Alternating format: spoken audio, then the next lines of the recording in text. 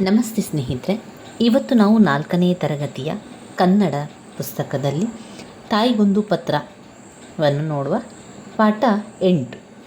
ಇಲ್ಲಿ ಮೊದಲಿಗೆ ಕ್ಷೇಮ ಕೊಟ್ಟಿದ್ದಾರೆ. ಹಾಗೆ 9ನೇ ಅಕ್ಟೋಬರ್ 2024 ಬಸವನ ಬಾಗೇವಾಡಿ.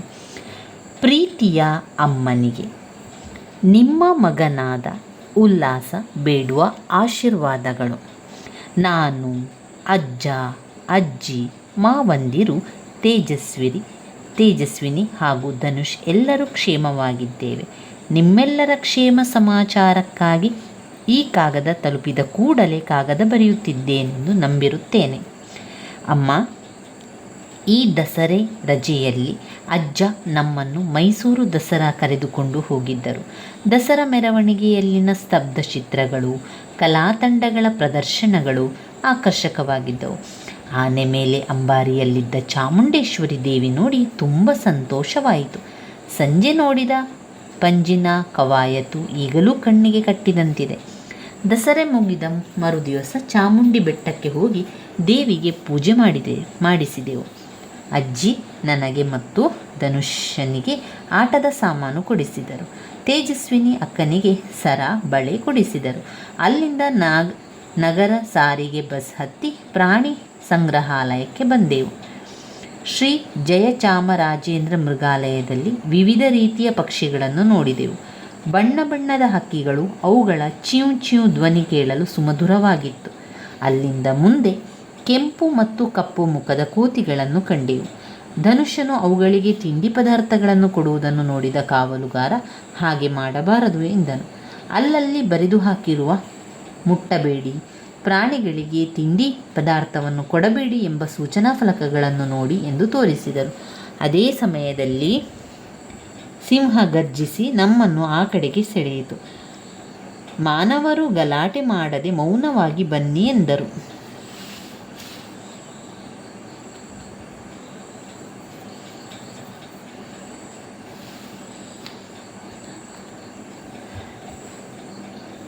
ನಾವು ಶೇಂಗಾ ತಿನ್ನುತ್ತಾ ಒಂದು ಕಡೆಯಿಂದ ಆನೆ, ಜಿಂಕೆ, ಹಿಂಡು, ಹುಲಿ, ಚಿರತೆ, ಸಿಂಹ, ಗೆಂಡಮೃಗ ನೋಡಿ ಖುಷಿಪಟ್ಟೆವು. ಪಕ್ಕದ ಮರದ ಕೊಂಬೆಯ ಮೇಲೆ ಕಾಡು ಮನುಷ್ಯ ನಮ್ಮ ಹಾಗೆ ಪಕ್ಕದ ಮರದ ಕೊಂಬೆಯ ಮೇಲೆ ಕಾಡು ಮನುಷ್ಯ ನಮ್ಮ ಹಾಗೆ ನಡೆದಾಡುತ್ತಿತ್ತು. ಮುಂದೆ ಹಾವುಗಳ ಸಾಮ್ರಾಜ್ಯ. ಅಲ್ಲಿ ಕಾಳಿಂಗ ಸರ್ಪ, ಹೆಬ್ಬಾವು ಮುಂತಾದ ಬೇರೆ ಬೇರೆ ಜಾತಿಯ ಹಾವುಗಳನ್ನು ಕಂಡು ಮೈ ಜುಮ್ ಎಂದಿತು. ಈ ಹಾವುಗಳನ್ನು ಎಲ್ಲಿಂದ ತಂದದ್ದು ಎಂದಾಗ ಅಲ್ಲಿದ್ದ ಕಾವಲುಗಾರ ಬಂಡೀಪುರದ ಕಾಡಿನಿಂದ ಎನ್ನನು. ಅಲ್ಲಿಂದ ಮುಂದೆ ಜಿರಾಫೆ ನೋಡಿದೆವು. ಅದು ತನ್ನ ಮರಿಗೆ ಹಾಲು ಉಣಿಸುತ್ತಿತ್ತು. ಜಿರಾಫೆಯ ಕತ್ತು ನೋಡಿ ಆಶ್ಚರ್ಯವಾಯಿತು. ಅಲ್ಲಿಯೇ ಇದ್ದ ವಸ್ತು ಸಂಗ್ರಹಾಲಯಕ್ಕೆ ಭೇಟಿ ನೀಡಿದೆವು. ಅಲ್ಲಿಟ್ಟಿದ್ದ ಪ್ರಾಣಿಗಳ ಮಾದರಿಗಳು ನಿಜವಾದ ಪ್ರಾಣಿಗಳೇ ಎಂಬಂತಿದ್ದವು. ಇವೆಲ್ಲವನ್ನು ನೋಡುವಷ್ಟರಲ್ಲಿ ಸಂಜೆ ಆಯಿತು. ಆಮೇಲೆ ಅರಮನೆಯನ್ನು ನೋಡಿಕೊಂಡು ಊರಿಗೆ ಹಿಂದಿರುಗಿದೆವು. ಅಮ್ಮ, ಬಹಳ ಸಂತೋಷವಾಯಿತು. ನಾನು ಊರಿಗೆ ಬಂದಾಗ ಎಲ್ಲರೂ ಮತ್ತೊಮ್ಮೆ ಮೈಸೂರಿಗೆ ಹೋಗೋಣ. ತುಂಬ ಖುಷಿಯಿಂದ ಈ ಕಾಗದ ಬರೆದಿರುತ್ತೇನೆ. ಎಲ್ಲರಿಗೂ ನನ್ನ ನಮಸ್ಕಾರಗಳನ್ನು ತಿಳಿಸಿ. ಇದೇ ನಿಮ್ಮ ಪ್ರೀತಿಯ ಮಗ ಉಲ್ಲಾಸ. ಇವರಿಗೆ ಶ್ರೀಮತಿ ಸಂಪಿಗೆ, ಕಸ್ತೂರಿ ನಿವಾಸ, ಯಳಂದೂರು ತಾಲೂಕು. ಓದು ಬರಹ ಕಲಿಯಿರಿ, ಜ್ಞಾನದೀಪ ಬೆಳಗಿರಿ. ಇದು ತಾಯಿಗೊಂದು ಪತ್ರ. ಇಲ್ಲಿ ಯಾರು ಬರೆದಿದ್ದಾರೆ ಪತ್ರ? ಅಮ್ಮನಿಗೆ ಕಾಗದ ಬರೆದಿರುವಂಥದ್ದು ಯಾರು? ಮಗ. ಪ್ರೀತಿಯ ಅಮ್ಮನಿಗೆ ಮಗ ಉಲ್ಲಾಸ ಮಗ ಅಂದರೆ ಆ ಉಲ್ಲಾಸ ಎನ್ನುವಂಥ ಮಗ ಇಲ್ಲಿ ಪತ್ರವನ್ನು ಬರೆದು ಹಾಕಿದ್ದಾರೆ ಅಮ್ಮನಿಗೆ. ಅವನು ಇಲ್ಲಿ ನೋಡಿದ ಪ್ರಕಾರ ಅಥವಾ ಅವರು ಪತ್ರ ಬರೆದ ರೀತಿಯಲ್ಲಿ ನಾವು ನೋಡಿದರೆ ಉಲ್ಲಾಸ ಇರುವಂಥದ್ದು ಅಜ್ಜಿ ಮನೆಯಲ್ಲಿ. ಅಜ್ಜನ ಜೊತೆಗೆ ಮಾವಂದಿರ ಜೊತೆಗೆ ಇದ್ದಾನೆ. ಮಾವಂದಿರು ಹಾಗೆಯೇ ಧನುಷ್ ಎಲ್ಲರೂ ಕ್ಷೇಮವಾಗಿದ್ದೇವೆ. ನೀವು ಕೂಡ ಕ್ಷೇಮವಾಗಿದ್ದೆ ಅಂತ ನಾನು ತಿಳ್ಕೊಂಡಿದ್ದೇನೆ. ನಿಮಗೆ ಈ ಕಾಗದ ಪತ್ರ ಬಂದ ಕೂಡಲೇ ನೀವು ಅದಕ್ಕೆ ಉತ್ತರವನ್ನು ಬರೀರಿ. ನಮ್ಮನ್ನು ಮೈಸೂರು ದಸರಾಕ್ಕೆ ಕರೆದುಕೊಂಡು ಹೋಗಿದ್ರು ಅಜ್ಜ. ಅಲ್ಲಿ ಅಜ್ಜಿ ಏನು ಮಾಡಿದರು, ನಮಗೆ ಆಟ ಸಾಮಾನುಗಳನ್ನೆಲ್ಲ ಕೊಟ್ಟಿದ್ದಾರೆ. ಹಾಗೆ ದಸರಾ ನೋಡುವುದರ ಜೊತೆಗೆ ನಾವು ಚಾಮುಂಡಿ ಬೆಟ್ಟಕ್ಕೆ ಹೋಗಿ ದೇವಿಗೆ ಪೂಜೆಯನ್ನು ಮಾಡಿಸಿ ಬಂದೆವು. ಅಷ್ಟೇ ಅಲ್ಲದೆ ಅಲ್ಲಿಂದ ಮೃಗಾಲಯಕ್ಕೆ ಕೂಡ ಹೋದೆವು. ಪ್ರಾಣಿ ಪಕ್ಷಿಗಳನ್ನು ನೋಡಿದೆವು, ಖುಷಿಪಟ್ಟೆವು. ಹಾಗೆ ಅಲ್ಲಿ ಆಹಾರವನ್ನು ಕೊಡುವಾಗ ಪ್ರಾಣಿಗಳಿಗೆ ತಿಂಡಿ ಪದಾರ್ಥ ಕೊಡಬೇಡಿ ಅಂತ ಕೂಡ ಹೇಳಿದ್ವಿ. ಅಲ್ಲಿ ಬೋರ್ಡುಗಳು, ಫಲಕಗಳು ಹಾಕಿದ್ದವು, ಅದನ್ನು ಕೂಡ ನಾವು ನೋಡಿದೆವು. ಅದಾದ ಮೇಲೆ ಹಾವುಗಳನ್ನು ನೋಡಿದೆವು, ಜಿಂಕೆ, ಹುಲಿ, ಸಿಂಹ, ಹೀಗೆ ಎಲ್ಲ ಪ್ರಾಣಿಗಳನ್ನು ನೋಡಿದೆವು ಅಂತ ಖುಷಿಯಿಂದ ಉಲ್ಲಾಸ ತನ್ನ ತಾಯಿಗೆ ಬರೆದಿರುವಂತಹ ಪತ್ರ ಇದಾಗಿದೆ. ಇಲ್ಲಿ ಬಂದಿರುವಂತಹ ಪದಗಳ ಅರ್ಥವನ್ನು ನೋಡಿದರೆ ಸಮಾಚಾರ, ವಿಷಯ, ಸ್ತಬ್ಧ ಚಿತ್ರ, ನಿಶ್ಚಲವಾದ ಚಿತ್ರ, ತಂಡ, ಗುಂಪು, ಧ್ವನಿ, ದನಿ, ಸುಮಧುರ, ಇಂಪಾದ, ಉದ್ಯಾನವನ, ಕೈತೋಟ, ಗರ್ಜನೆ, ಗಟ್ಟಿಯಾಗಿ ಕೂಗು, ಶೇಂಗಾ, ಕಡಲೆಕಾಯಿ. ಇನ್ನು ಟಿಪ್ಪಣಿಯಲ್ಲಿ ನೋಡುವುದಾದರೆ ದಸರಾ ಅಂದರೆ ಶುಕ್ಲಪಕ್ಷ ಪಾಡ್ಯದಿಂದ ದಶಮಿಯವರೆಗಿನ 10 ದಿನಗಳ ಹಬ್ಬ. ಅಂಬಾರಿ, ಆನೆಯ ಮೇಲೆ ಕುಳಿತುಕೊಳ್ಳಲು ಹಾಕುವ ಮಂಟಪದಂತಹ ಭದ್ರಾಸನ. ಪಂಜು, ಕೋಲಿಗೆ ದಪ್ಪ ಬಟ್ಟೆ ಸುತ್ತಿ ಎಣ್ಣೆ ಅಥವಾ ತುಪ್ಪ ಸುರಿದು ಉರಿಯುವ ದೀಪ. ಕವಾಯತ್, ಸೈನಿಕರು, ಪೊಲೀಸರು, ಗೃಹ ರಕ್ಷಕರು ಮಾಡುವ ಕಸರತ್ತು. ಫಲಕ, ಲೋಹ, ಮರ, ಗಾಜು ಮುಂತಾದವುಗಳ ತೆಳುವಾದ ಹಾಳೆ. ಪಂಜರ, ಹಕ್ಕಿ, ಪ್ರಾಣಿ ಮುಂತಾದವುಗಳನ್ನು ಇಡುವ ಗೂಡು. ಇನ್ನು ಅಭ್ಯಾಸಗಳನ್ನು ನೋಡುವ. ಅಜ್ಜ ಮಕ್ಕಳನ್ನು ಎಲ್ಲಿಗೆ ಕರೆದುಕೊಂಡು ಹೋಗಿದ್ದರು?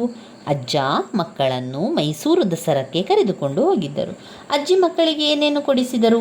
ಅಜ್ಜಿ ಮಕ್ಕಳಿಗೆ ಆಟದ ಸಾಮಾನುಗಳನ್ನು ಕೊಡಿಸಿದರು. ಮಕ್ಕಳು ಏನು ನೋಡಿ ಆಶ್ಚರ್ಯಪಟ್ಟರು? ಮಕ್ಕಳು ಜಿರಾಫೆ ಕುತ್ತಿಗೆಯನ್ನು ನೋಡಿ ಆಶ್ಚರ್ಯಪಟ್ಟರು. ಅಮ್ಮನಿಗೆ ಕಾಗದ ಬರೆದವರು ಯಾರು? ಉಲ್ಲಾಸ ಅಮ್ಮನಿಗೆ ಕಾಗದ ಬರೆದವರು. ಇನ್ನು 2-3 ವಾಕ್ಯಗಳಲ್ಲಿ ಉತ್ತರಿಸಲಿಕ್ಕೆ ಬರೆಯುವಂಥದ್ದು. ಮೈಸೂರು ದಸರಾದಲ್ಲಿ ಉಲ್ಲಾಸನು ಏನೇನು ನೋಡಿದನು? ಸ್ತಬ್ಧ ಚಿತ್ರ, ಕಲಾ ತಂಡಗಳ ಪ್ರದರ್ಶನಗಳು, ಆನೆಯ ಮೇಲೆ ಚಾಮುಂಡೇಶ್ವರಿ ದೇವಿ, ಚಾಮುಂಡೇಶ್ವರಿಯನ್ನು ನೋಡಿದನು.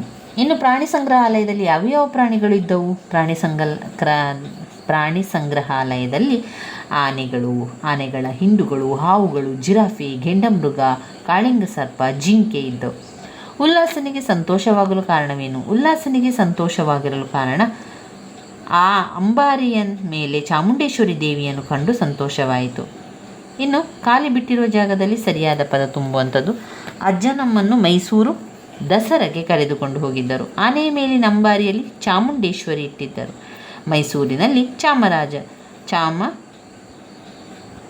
ಜಯಚಾಮರಾಜ ಮೃಗಾಲಯವಿದೆ. ಸಿಂಹದ ಗರ್ಜನೆ ನಮಗೆ ಗಮನ ಸೆಳೆಯಿತು. ಕೊಂಬೆಯ ಮೇಲೆ ಕಾಡು ಮನುಷ್ಯ ನಮ್ಮ ಹಾಗೆ ನಡೆಯುತ್ತಿದ್ದ. ಇನ್ನು ಸರಿ ಮತ್ತು ತಪ್ಪನ್ನು ಬರೆಯುವಂಥದ್ದು. ಉಲ್ಲಾಸನು ತನ್ನ ತಂದೆಗೆ ಕಾಗದ ಬರೆದನು. ತಪ್ಪು. ಕೆಂಪು ಮತ್ತು ಕಪ್ಪು ಬಣ್ಣದ ಕೋತಿಗಳು ಚೀವ್ ಚೂ ಎಂದು ಶಬ್ದ ಮಾಡುತ್ತಿದ್ದವು. ತಪ್ಪು. ದಸರೆ ಮುಗಿದ ಮರುದಿವಸ ಚಾಮುಂಡಿ ಬೆಟ್ಟಕ್ಕೆ ಹೋದೆವು. ಸರಿ. ಜಿರಾಫೆ ತನ್ನ ಮರಿಗೆ ಹಾಲು ಉಣಿಸುತ್ತಿತ್ತು. ಸರಿ. ಮೃಗಾಲಯದಲ್ಲಿದ್ದ ಹಾವುಗಳನ್ನು ಬಂಡೀಪುರದ ಕಾಡಿನಿಂದ ತರಲಾಗಿದೆ. ಸರಿ. ದಸರೆ ಹಬ್ಬ 6 ದಿನ ನಡೆಯುತ್ತದೆ. ತಪ್ಪು. ಇನ್ನು ಭಾಷಾಭ್ಯಾಸದಲ್ಲಿ ಮಾದರಿಯಂತೆ ಲಿಂಗ ಬದಲಾಯಿಸಿ ಬರೆ.